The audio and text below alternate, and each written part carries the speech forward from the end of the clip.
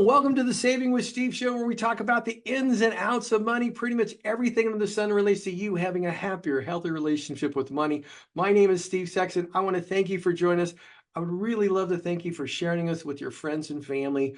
I mean, we're well over 700,000 listeners, and it just keeps growing, and it's all because of you.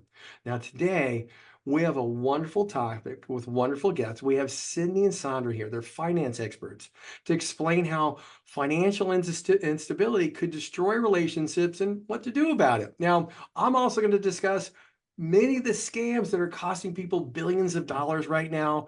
But let's first introduce you to Saundra and Sidney. Saundra and Sidney Curry, they're the founders of BC Holdings in Tennessee.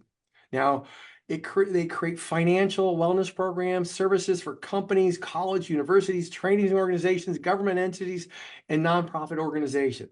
Now, Sidney's a successful entrepreneur of his own, certified financial instructor. He's an authority on personal finance arena and has been a personal finance educator for over 20 years. Saundra, on the other hand, she took the corporate route. She spent 2 years in the financial service industries in banking, lending, financial services, or financial advice. She's a columnist for MBE magazine, which is an entrepreneur magazine, and she's also a financial computer for local and national publications. Saundra, Sidney, welcome to the show. We're just grateful you're here. Thank you for having us, Steve. Yes, Happy to thank be you. here. Happy to be here. And I think you look wonderful today. You're out there in Tennessee. Now, our discussion today is about financial instability, how it could destroy relationships, what the issues are, the toll that it takes, impact on society, tips for, you're going to give us some tips for wealth building, but more importantly, or most importantly, the conversations that should take place before somebody gets married. And I'm going to say this, I've done a lot of commentary for local and national news on financial infidelity or instability. It's almost the same thing. And I think this is a wonderful topic. In fact, our viewers have just popped in and say, what about this? What about that? So I might be asking you some of their questions. So what I'd really like to know is what got you started in the finance industry first? That's a good question. So I'm going to turn to my boss. So those that are in your audience that are married or not, or engaged or not, or thinking of going that path, someone told me the other day, happy spouse, happy house, happy husband, happy life. You heard that one? No, we haven't heard Okay. that. Well, before we get going, I want to congratulate you on providing the appropriate title, boss. That's it. That's it. So I want to turn this over to her first and how we got started, because this was an amazing vision that she came up with, and then we decided we would pursue it together. That's Yes. wonderful. Yes, as you said, I started, or my background is in the financial industry, banking in particular. And one of my positions in banking, before we left to open BC Holdings, was I was in the private banking department as a senior lending officer. So I worked with the affluent or the wealthy.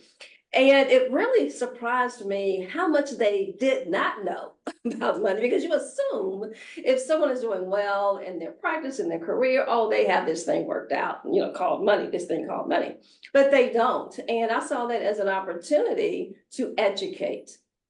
And it turned out just educating my clients first, the doctors, attorneys, physicians, the NFL players, hockey players, etc. And it just grew into this, idea that we can do this and we can educate and help individuals to understand money and understand how to build wealth with the money that they're making. That's wonderful. Yep, no question about it. I think on my end, as you said, Saundra took the corporate route. I grew up in LA, not the California LA, but lower Alabama, right? Down in the South, the heart of Dixie is what they called it. And I grew up with 3 brothers, 3 sisters, mom and dad, in a shotgun house. Mm-hmm. And so we grew up relatively poor, not a lot. But I never felt disadvantaged. But I said, life has got to be a little bit better than this financially. This is just a reflection of where we live. There wasn't much industry. not any high-paying job. So, but there was a struggle financially, and I said life has got to be a little bit better financially for most people, and money shouldn't be so complex. It shouldn't be so mysterious. And then when I met Saundra, she started talking about all of these financial principles, and you don't have to have a lot of money or earn income to build wealth. So we had the financial discussion early on, and she talked about her goals of helping people and servicing others, because she saw the stress and depressed, and people felt oppressed and in a mess over and over again. And I related to that, and I felt, look, teach me first. Okay, because I married up, Steve. I'm just gonna tell you, I married up. Okay, teach me first, and then we can formalize this thing and help others. And that's how we got started. That's wonderful. That's wonderful. My friends call that outpunning your coverage. I love it. Well, your friends are right. Yeah. That's good. I'm sorry, I shouldn't have said that, but I know, say it. Look, there are no guardrails in here. Look, the way we bring about results, real results, is that we have to keep it real. And that's why we've been successful for the last 23 years. We make it make sense for people. And that's our claim to fame, and we're just proud to do it. So I'm glad to be here with you and your audience, which is amazing. Congratulations to you. Well, thank you. Thank you. Now, the big question here is this. What's financial infidelity? Let's just start with that. You know, the toll that it takes on relationships. Let's just start right there so people can understand the signs, what's going on. Because some people are just oblivious sometimes when they get into a relationship and they're like in love and everything else just kind of goes past. So what are the things that people, you know, what are those things? Yeah. Okay. So financial infidelity is a real thing. It's a real thing. And, you know, it stems from a lot of different areas. But what we've seen, you know, having done this for 23 years, in business for 23 years, is that a lot of it is just not knowing, and a lot of it is, you know, not communicating. A lot of it is not having a plan. So, you know, you're doing your thing, your spouse is doing their thing. We want to keep things separate. You know, we want to have our money that we want to spend without, you know, having to have a conversation about it. And it's on two tracks. So because your finances in your household are on two tracks, it leaves a lot of room for veering off and going in a ditch, right? And a lot of times that happens that way. And, you know, once the infidelity starts, like, you know, having credit cards that you're hiding, or in some cases, or some really awful cases where a spouse would actually take a loan out in the other spouse's name and not tell them. We see that a lot. And, you know, that goes on a lot because one person is not as engaged with the finances as well as the other. Yeah, there are definitely, Steve, different levels to financial infidelity. But in the end, it boils down to you not communicating. One of the top 3 reasons for divorce, as you know, in our country, is financial stress. Stress due to financial decisions. And we don't talk to each other. You know, the whole idea is that I had my life before I met my boo. Mm-hmm. And I was doing these things before my boo. And I want to keep doing those things. And sometimes it gets, if I get pushback, then I might sneak and do some things and spend some money and get my own credit card that they don't know about. If I'm handling the finances in my household, right, then they don't see it anyway. So I'm going to do this. I may take out a loan and people don't know, and my spouse doesn't know. And so I'm doing things without communicating with my spouse. I can't tell you how many people we work with on a day-to-day basis, and they have separate accounts. Separate this, all this separate stuff going on. So how can we have a common goal when things aren't aligned with each other. And I should say that we have been married for 30 years, Steve. 30 years. This year. This year in August. Come on now, give it to us. Give it up. Give it up, because that's not normal. But 30 years married, 32 years knowing each other, 23 years in business. And so she knows every penny I spend. Now, That's why she's the boss. That's why she's the. But I'll say it's transparency is important. Yes. It is important. I But agree. yes, but it just can't be one of you that does everything.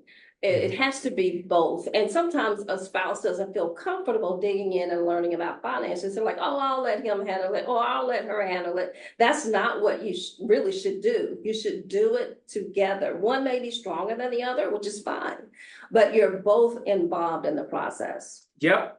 And let me say one more thing to that question. You got to know your place in the race, right? I wasn't as strong financially, Steve. Saundra was. You know, that's a little odd. So she really was the financial IQ in our family, the intellectual quotient. You know, forget the ego. She came up with a great plan. I'm talking to a banker here, Steve. Mm-hmm. And she guided us. She led us financially. And guess what?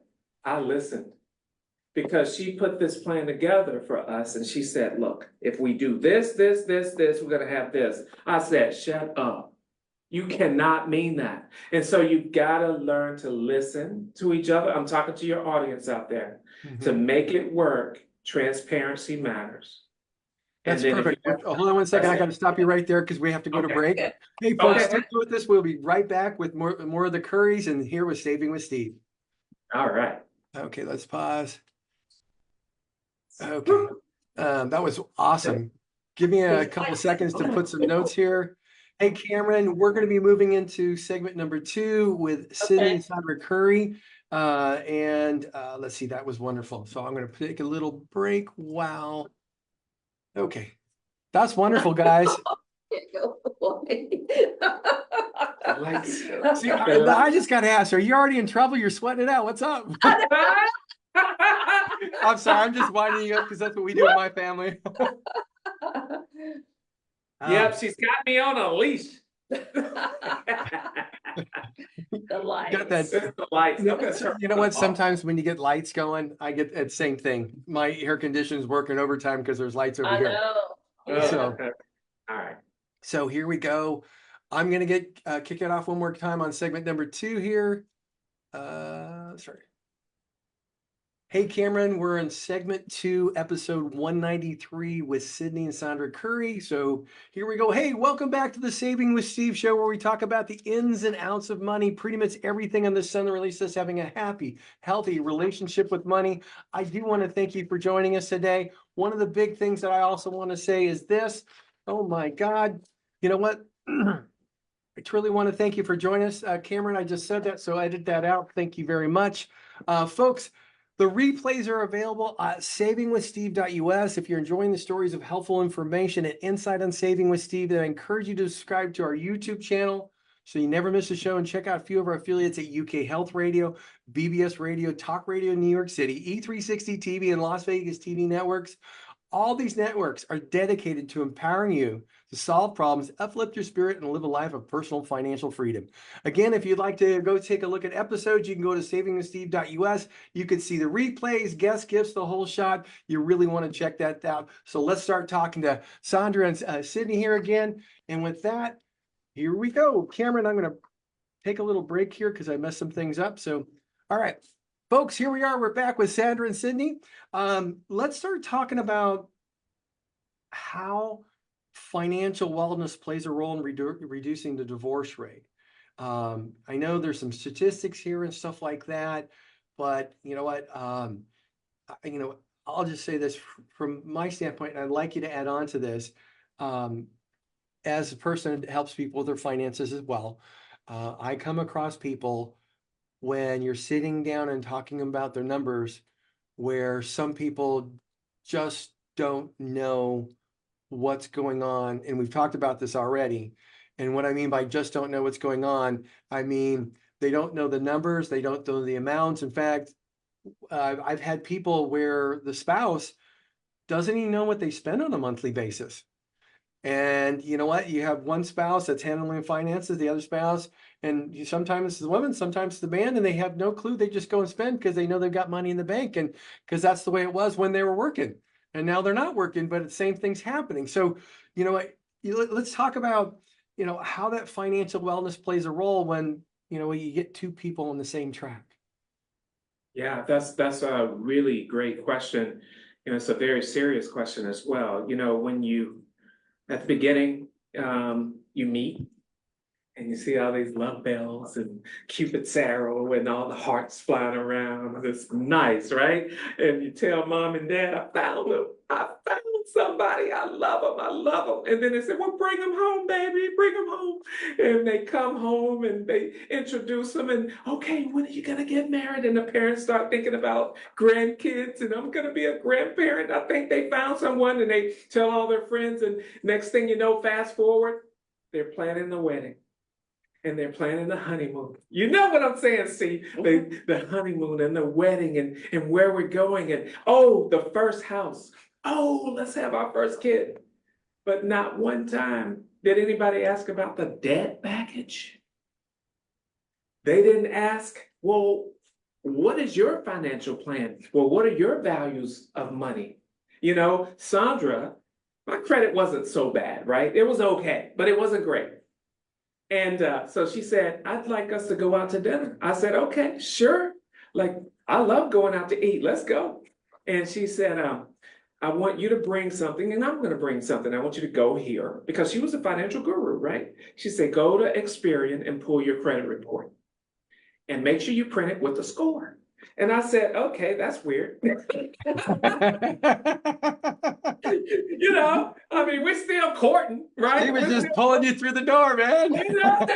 We're courting, right? Okay. So she brought hers and she said, well, this is mine, this is yours. And so let's exchange this. And I said, okay. Fast forward, we have been doing things like that continuously. We check our net worth on an annual basis. But just to go back to the story, she knew what my credit score was, and we still got married. I saw hope. I saw a little hope. Hope and a prayer. A disqualifier. I said, oh man, I didn't know, Did you guys go to church and the Reverend just had the hope and prayer sermon and you're like, okay. Exactly. What are your financial values, right? So she saw. You've got to know before you do all this stuff, you don't learn this stuff about the values of who you are dating or who your mate is until it's sometimes too late. She started us off that way. If you started off that way, you're going to reduce the probability of divorce and parting due to finances. You have to talk to each other. You have to share with each other. You have to be open with each other. And my goodness, the first lesson of communicating is listening. You have to listen to each other and not talk past each other. And the last thing I'll say is reducing the divorce rate means, in the sense of money, that you're going to have a financial plan. Mm-hmm. Well, yeah, and that financial plan is extremely important because even, again, we've been doing this for a long time, for a couple of decades over that.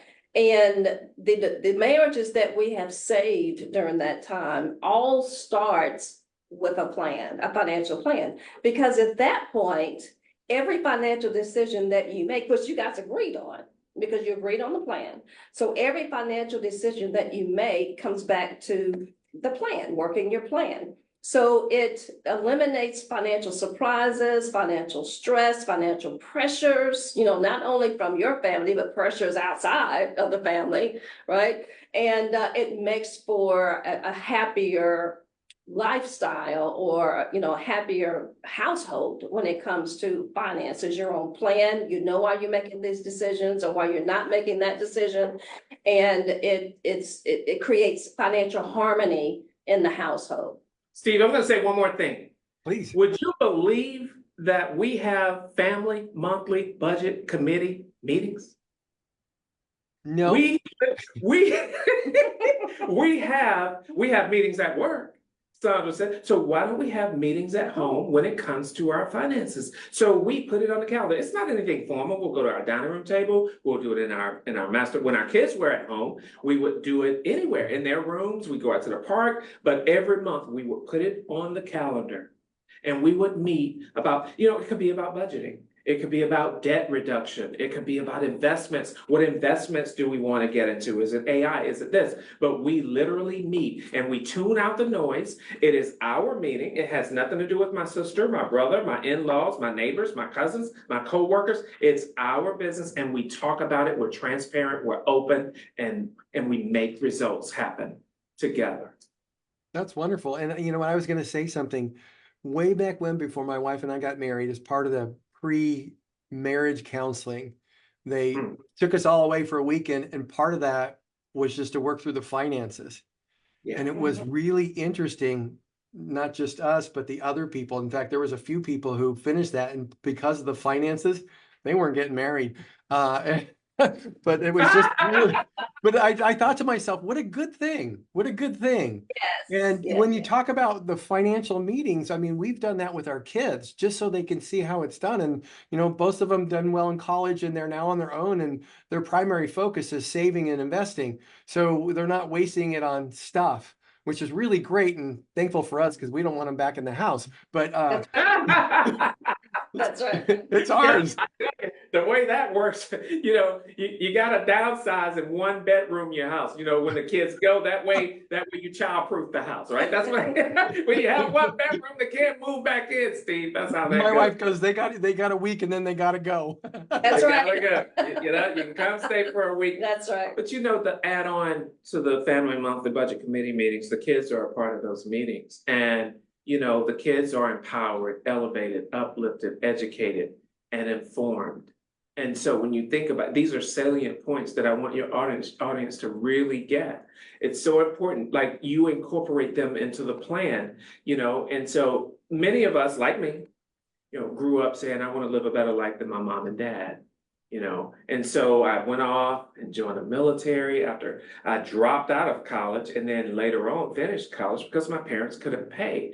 So I want to make up for what I missed early on. And what does make up mean? What does having a better life mean? Does that mean material possessions? Does that mean buying the cars my parents couldn't buy, the home that my parents couldn't purchase, the vacations? What is that? It usually, for most people, end up being material possessions. Saundra said, look, you can't send all your money back home to your mom and dad. All right. You can't do it. I know you want to buy them the things that they didn't have, but there are different ways to do it. She also said, look, material possessions are one thing. How much is that going to be worth in 5 years, 10 years, 15 years? So together, she said, if we're going to buy our kids the Nike shoes, then we're also going to balance that and buy them the Nike stock. It's a culture. So now we have balanced abundance. We have our wealth style and our lifestyle as a family. We committed to that during the family monthly budget committee meeting. So that's the culture in our house. Our kids, nope, you're not going to get all of this stuff from Amazon without owning Amazon stock. So we stuff our stockings during Christmas with stocks. So it's a culture beginning with mom and dad or your significant other, your partner. You spread that down to your kids, and that's how this thing works. That's wonderful. We didn't go that far, but what we did is we made our kids buy their own stuff. So they had to get the job, they had to save.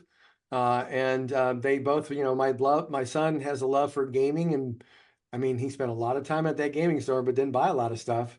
And that eliminated mom and dad, please buy us this. But now that makes a big difference, because he's actually saved 3 times as much as many of his friends. And they're still struggling because they're trying to keep up with their buddies or people who make a little bit more with the cars and stuff like that. Yeah. And they're beginning to realize it's more about the quality of their life as opposed to the possessions, as we all learn. Mm-hmm. Yeah, for sure. Exactly. So, that bringing it back to, the divorce rates and being on the same page, it's extremely, important to do that. What we tell people is, you have a household, but that household must be run like a business. You're the CEOs of that business. You have money coming in. Those are your sales. And you want to run a business that is for profit. I mean, you're running an actual business. It may not seem like that because it's your household, but you are. So every single dime, every single quarter, nickel, penny, dollar that comes through the front door, you have to decide as the CEO or co-CEOs, if you have a partner or spouse, where that money goes. It can only go into two places, your lifestyle or your wealth style. There's no other place for it to go. So you're going to put it in your lifestyle. That's your house. That's your car. That's your vacations, all this stuff, your cell phones, computers, all of that. And then your wealth style, which most people neglect. And that's your workplace retirement account, whether it's 401 or 403B or TSP, et cetera. Your emergency funds. The emergency fund is the glue that holds it all together, your whole financial picture together. Is the emergency fund, or your savings for your kids, 529 plans, etc. Most people ignore that part of it and they just overfund their wealth style. As a CEO, you have to sit down, or CEOs have to sit down together and decide be very intentional and be very purposeful about every single penny that comes through your front door. That's wonderful. Hey, folks, stick with us. We're going to be right back with more Sidney and Saundra. Right, perfect. Cameron, that just finished segment 2. We're going to walk into segment 3 in just a few moments. Let's see. That's wonderful. Let's see. Could we, on the next segment, I'd love, I don't know if you want, you do this, and I don't know how much you want to share, but I would love you to walk through the conversation that a husband and wife should have, or somebody who are about to get married should have, because there's some people that you've probably talked to that have been married for a year, 2, 5, sometimes 10 years, sometimes 20, and they should be having that conversation. And how should they be having that conversation? What should be asked? What's a good thing? Like, for example, Sidney, you asked, hey, bring your credit report. Okay. What would be the great, how do we go about starting that conversation? And now, before we finish, I want you to talk about, do you take clients from all over the country? We do, but keep in mind, we're business to business, business to Okay. government. We're not business to consumer. Okay. But companies and churches and colleges and all of these leaders can bring us in for their employees, for their students, etc. We will eventually get to business to consumer, but right now we're business to business, business to government. Perfect. What I'd like you to do before we end is talk about how you go about working with those entities, where those entities can get in touch with you, things like that. So I'm going to save like 3 minutes at the end and just have you kind of walk through that with everybody. If you want to talk about your process, that's fine. However you'd like. I'd love for you to have that in the last 3 minutes there. Okay. Absolutely. Perfect. So here we go. Cameron, we're going to be starting segment number 3. Hey, I want to welcome you back to the Saving with Steve show. Isn't this wonderful? This has been wonderful with Sidney and Saudra Curry. This has been outstanding. We're going to be talking a little bit more. Right now, we're going to be talking about the conversations and how to have that conversation with your to-be spouse. You might have been married for a few years. You might have been married for 5 years, 10 years, 15 and 20. And you know what? How do we have that conversation? What are the things that we should both be bringing to the table? And how do we have that discussion? Because I think this is so very, very key to have a fruitful, beneficial relationship about money, about life, and it just makes things go smoother. So I've seen it many times where one person's just worried and the other person is oblivious and they're happy, and you don't know, there's an imbalance there. But if everybody's on the same page, it makes life easier. So you know what, Sidney, Saundra, I would love for you to share with that for our listeners and viewers. Yeah, Sure. absolutely. Good. You know, conversations start with observation. Conversation always observe what that this is for the couples who are dating. You see tendencies, right?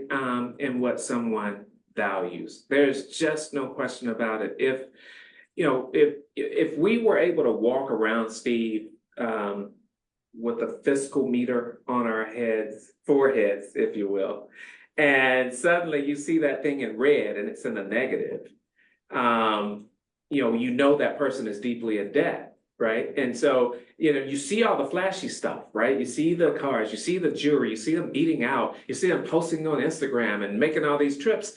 But the average family in America, the average person is living paycheck to paycheck. 8 out of every 10 people regardless of their jobs, regardless of how much money they make, regardless of the letters in front or behind their names, are living paycheck to paycheck. And you can observe a lot by watching how someone has a relationship with money. Are they spending a lot and spending a lot? What do they value? If I'm whipping out the credit card to take a trip, okay, maybe you pay it off every month, but let's pay attention to those things. We can tell a lot by what people do, because at the end of the day, if I'm living paycheck to paycheck, that means I don't have effectively, first of all, lost my financial independence. So you can tell if they're just using and whipping out the credit cards. How many credit cards do they have? If they're whipping out the red one, the blue one, the green one, the pink one, the orange one, the yellow one, I'm like, okay, that's a lot of credit cards. So you can tell a lot of things like that. Do they ever talk about savings? So you want to introduce those things to the conversation, but first you observe, okay? Yeah, and then, the conversation, it depends on the person, but it has to be a conversation that is welcoming and not one that's kind of stringent. You don't want to feel like, with our family monthly budget committee meetings, whether you're walking to the meeting and it feels like you're walking the Green Mile, you don't want to do that. You want it to be very relaxed and, have the mindset that this is something that's going to be productive. So with that, if you are the strong one, don't be as strong, just let the other person talk. Let the other person let you know how they feel. I put people in a couple of categories. One, you may be a YOLO, all caps YOLO. You only live once, so I'm going to spend everything I have. Or you may be a FOMO, all caps FOMO. The fear of missing out, of, building wealth and having all these things in life. So, which one are you? Are you a planner? Are you a spender? So you ask these questions. I mean, we have a series of questions that we ask, individuals, couples, to just kind of get them talking and get the conversation going, but no egos there. Then you have to check that at the door and let's have a real conversation. So the first question that we think they should talk about is, no matter where you are in your relationship, it's when do we want to retire? Let's talk about that first. What is our runway here? With all this money we're going to make as CEOs of our business, how much do we put in lifestyle? How much do we put in wealth style to have what we need to retire when we are X age or whatever the case may be? And that helps you set the plan. That helps you set your goals, knowing where you are wanting to end up. Right. So that guides all of your financial decisions from today into that time. So what do we want to do? Do we want to buy a house? Do we want to buy a house by the lake? Do we want to travel around the world? And you start getting excited and you're like, man, can we do this? Yes, you can. Something else that we tell, particularly newer couples or newly married couples, Steve, is that most of them, as we said before, they want to get married. And once they get married, they buy the house, they start the family and all of that. So we always tell people, and they use both incomes to do that. Why not just live off of one person's income, stay in that apartment for say 2 or 3 years, invest the other person's salary for 3 years, all of it, and then you set yourself up for an absolute, just an absolutely wonderful financial future if you do it that way, instead of just doing it the normal way that everybody talks about, where you get married, you buy the house with two incomes. You know, we always say if it takes two incomes to buy that house, it's too much house. It's too much house. You got to back it down, but we want to buy the house, right? And we want to have this wonderful lifestyle. So you just have to keep things in perspective and control and ask those questions. Yeah, and what I would add to that, and say is that, you know, Saundra is exactly right. You cannot dictate, you got to educate. So if you come in there and just fussing and, you know, talking past each other and not listening and so on and so forth, it is so important that you recognize you're going to lose that person. You're literally going to lose them and you're not going to accomplish anything. And you're sitting there, if the kids are at this meeting, you know, no one wants to come because it's going to be an argument. So let's meet them where they are. And Saundra's right. She said, what do you want to do? What's your North Star? We move beyond the material things, Steve. What is our North Star? Where do we want to be? And by the way, for all of your listeners, when we use the word retire, that means when do you build enough wealth? When do you build enough wealth? And for me to hear the word wealth, introducing that into the conversation, and she said, okay, if you take this amount of money and you put it in some sort of S&P 500, some sort of investment vehicle, and just let it ride, don't borrow against it. Look at where we're going to be. So you ask them what their value sets are. What is your financial North Star? And when she said that to me, and then we went to this calculator and we put in how much we're going to be investing, never touching that, right? A lot of people experience abundance with attachment, meaning debt. If I make $50,000 a year and I'm living paycheck to paycheck, then I have zero. I have zero money in the end, okay? So what happens is people living paycheck to paycheck, they will borrow money, let's say a $4,000 credit card. So now their spending level is at $54,000, income 50, and it's debt, okay? And then they give themselves another $4,000 raise by way of debt. Mm-hmm. So now your spending is up to $58,000, but your income is still 50. Then I take out the home equity line of credit, you know, and so that's 20,000. So now I'm up in the 70-something thousand dollars spending, but my income is just 52. So ask them what their value sets are.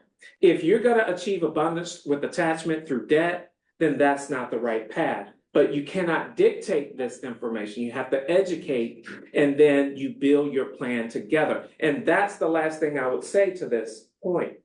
Sidney, before you go on, I've got to ask this. Okay. One of the big questions from our listeners, it's how do you get somebody to change their spending habits? Oh, what a question. What a question, Steve. You know, I love it. You're getting right to the meat. So it's habitual and it's practice. Remember, this whole thing, 80% of our spend is emotional. 20% is business, 80% is emotional.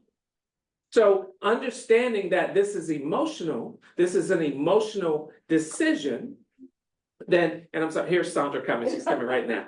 It's an emotional decision, then you have to establish the business part of making this happen by meeting people where they are. So with behavioral economics, you have to have a plan and you have to put it on paper and you have to make it make sense. Just talking about it without writing it down and having a roadmap that you can follow and see it through. Think about it. As human, when we have a target, we perform better.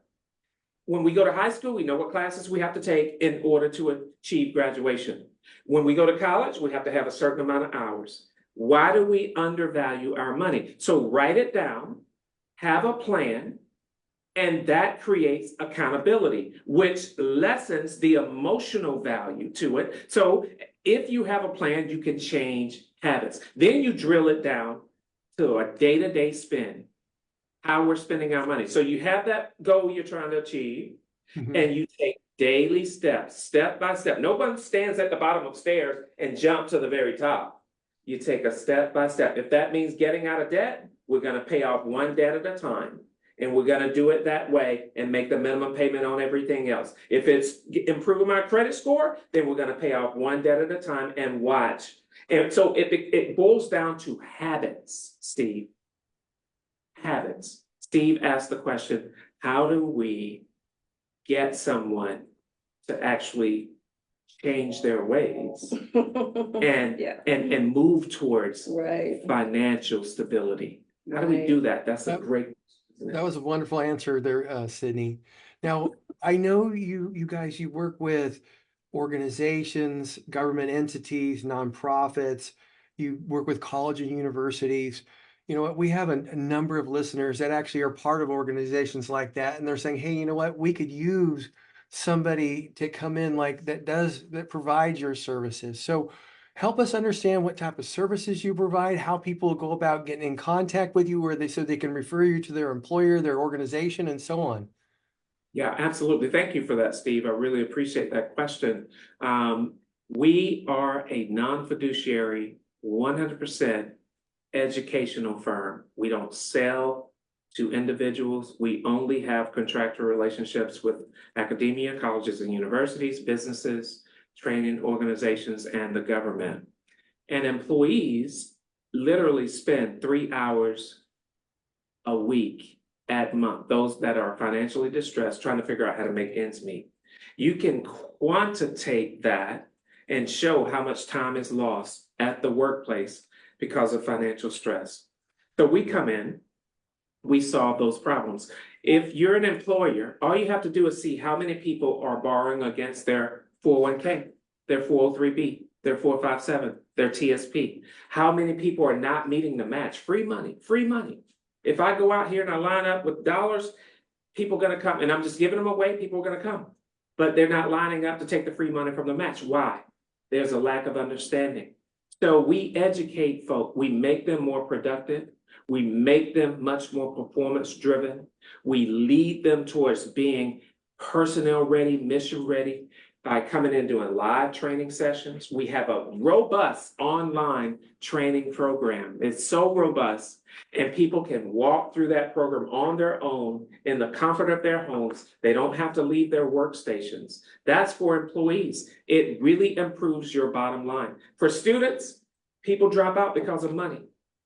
They borrow the max because of financial issues at home. We lower those numbers. We improve default rates at colleges and universities with our online program, with our on-site program, with our virtual program, with our personal financial coaches, and so on. We're easily accessible. You can reach us at 615-826-7861. You can look up BC Holdings of Tennessee, and we're right there. BC Holdings, B as in boy, C as in Charlie, Holdings with an S of Tennessee. And we are happy to talk with any of your listeners out there about changing lives, because that's what people say to us when we come.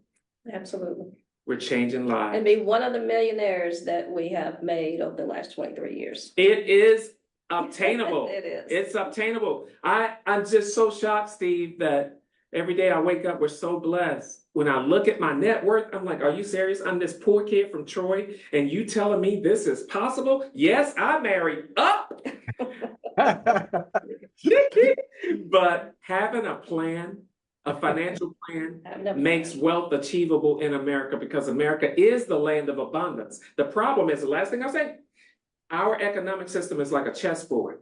We don't know the names of the pieces on the chessboard, nor do we know the powers that each of those pieces possess. And so the bottom line is, we demystify money, we keep marriages together, we make companies more productive, we improve graduation rates at colleges and universities, and we make families happy, moving them away from intergenerational dependency, intergenerational poverty, and towards intergenerational wealth. Let's go. I love what you're doing to serve the community. I think that's wonderful. Saundra, thank you for being here. Sidney, thank you for being here. And you know what? Possibly I'd like to have you come back, because this has been a lot of fun. With that, stick with us. We'll be right back with more Saving with Steve. Hello, welcome back to the Saving with Steve show, where we talk about the ins and outs of money. Wasn't Saundra and Sidney just wonderful? That's just great information. It's going to make a difference in your life. Right now, I want to talk to you about something that's going to make a difference in everybody's life. You know what? There's a lot of scams that are going out. They affect many, many millions of people all over the world, and they take billions of dollars. And I just want to share two that are occurring right now that you need to know about. You know what? I want to say this straight out front. And the big thing is, hey, no, the government's not calling you. Okay. You know what? The BBB and many other organizations that track scams, they receive reports from scammers impersonating government, law enforcement agencies, ticketing consumers, and tricking consumers into giving up personal information and money and with threatening messages. Okay. Missed jury duty scam. Okay. It's interesting. It's a long running scam. Someone contacts you via phone call or text, claiming to be from the local law enforcement or judicial agency, and it tells you you missed jury duty and could be arrested. The scammer may even send a fake jury summons to your email to convince you. They say you can avoid arrest by paying a very hefty fine, sometimes up to thousands of dollars. And of course, the fine and the jury summons were never real. Okay, folks, if anybody's doing something like that, that's not what the court does. They have never called you, reach out to you. They're going to send you a public document if there's an issue. Next, there's a process server phishing scam. This scam also starts with an intimidating phone call or text from a debt collector. Who needs you to pay immediately? If not, the scammer states the police officer has a warrant for your arrest. Well, you know what? With credit or a debt, you're never, ever, ever, ever going to get a warrant for your arrest. It's going to go to court. You might go bankrupt. It's going to be a debt that, they find a lien. That's about it. Okay. Now, the big thing is this: if you get that call, just hang up or get their information and call the police. The big thing here is be wary of these scare tactics and the unsolicited phone calls. The scammers just love to threaten people with legal action or hefty fines and scare them to giving up their personal information and money. Big thing here is do your research. If you ever question whether you need to appear in court, call the appropriate judicial agency and ask. If you receive an email with a fake jury summons, don't call the number on the email. They will likely lead you to a scammer that sent the email. If you receive a call, remember the scammer may be able to spoof a legitimate agency's phone number. To be safe, look up on an official website, find the phone number, call it, find out if you have a jury summons, find out if you didn't pay your bill. Beware of requests to pay via wire transfer, prepaid debit or gift card or digital wallet apps, or even cryptocurrencies. These payment methods are almost always a sign of fraud because you won't be able to get your money back. So folks, any of those methods, it's no good. There's another thing. You have the IRS thing. You know what? Quite frankly, with the IRS, it's very interesting. The IRS never calls you. They don't send emails. They just send you a letter and you've got to call them. Okay? They know what's going on. They just don't do that. So I just want to share you that one other thing. Small business owners. There's a fake patent and trademark renewal emails are targeting business owners. This is an email phishing scam. And it's nothing new, but scammers are getting more creative when targeting business owners. They fake emails about patents or trademark renewals or landing in email boxes of small business owners. In fact, some are actually sending letters to you, because I receive these. These are urgent emails pressuring business owners to act now and use email senders business service to resolve a matter for a hefty potential fine or lawsuit. Okay, how this works: you receive an urgent email stating your business or nonprofit and that the trademark is not properly marked or trademarked. And in fact, you told another organization is currently trying to register using the organization's name. The email claims if you don't respond within 24 hours, you will forfeit your legal right to your organization or brand. The email stated it doesn't act now. You know what? Here's the big thing. They're going to threaten a lawsuit up to $750,000, blah, blah, blah, blah. But at the end of the day is this: you just need to do your research. Think about what's going on.